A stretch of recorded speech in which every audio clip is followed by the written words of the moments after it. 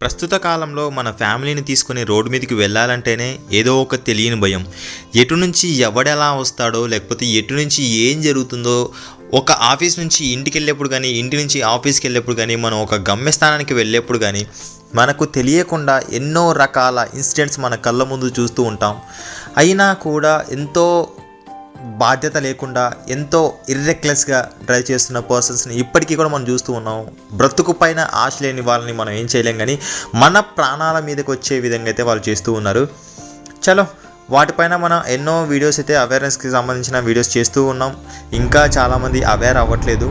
Right friends, ఇక వాటి గురించి మనం వదిలేసినట్లయితే కనుక ఇది డైరెక్ట్గా మనకు ఆ కార్ ఓనరే మనకు షేర్ చేసిన విషయం. ఈరోజు వీడియోలో మనం డిస్కస్ చేయబోయే టాపిక్ ఏంటి అంటే టొయోటా యారిస్ యొక్క బిల్ట్ క్వాలిటీ గురించి అయితే మనం మాట్లాడుకోబోతూ ఉన్నాం. ఈ టొయోటా యారిస్కి సంబంధించిన ఫస్ట్ వీడియో మన ఛానల్లో వస్తుంది. ఇంతవరకు నేను టొయోటా యారిస్కి సంబంధించిన యాక్సిడెంటల్ రివ్యూస్ అయితే నాకు ఇంతవరకు రాలేదు. అండ్ దీనికి సంబంధించిన ఓనర్ ఏదైతే షేర్ చేశారో ఆ ఇన్ఫర్మేషన్ మాత్రం నేను మీకు షేర్ చేయగలుగుతాను ఫ్రెండ్స్. ఈయన పేరు రాజు.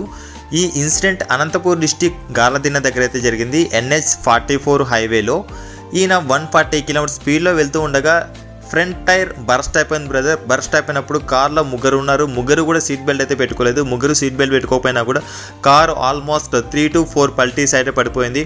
అయినా కూడా లోపల కూర్చున్న పర్సన్స్కి అయితే ఏమీ కాలేదు అని చెప్పేసి అయితే ఆయన చెప్పారు. బట్ కార్ మొత్తం ఫ్రంట్ అండ్ బ్యాక్ సైడ్ మొత్తం అంతా క్రష్ అయిపోయిన సిచ్యువేషన్ అయితే మనకి ఇక్కడ కనిపిస్తుంది.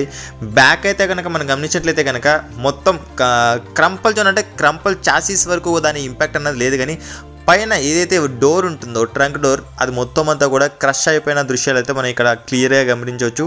అండ్ ఫ్రంట్లో కూడా మనం గమనించినట్లయితే కనుక ఈ బంపర్ అయితే కంప్లీట్గా ఊడిపోయింది. దాంతోపాటు కూడా ఫ్రంట్ అంతా కూడా చాలా వరకు క్రష్ అయిన దృశ్యాలు అయితే మనకు కనిపిస్తూ ఉన్నాయి.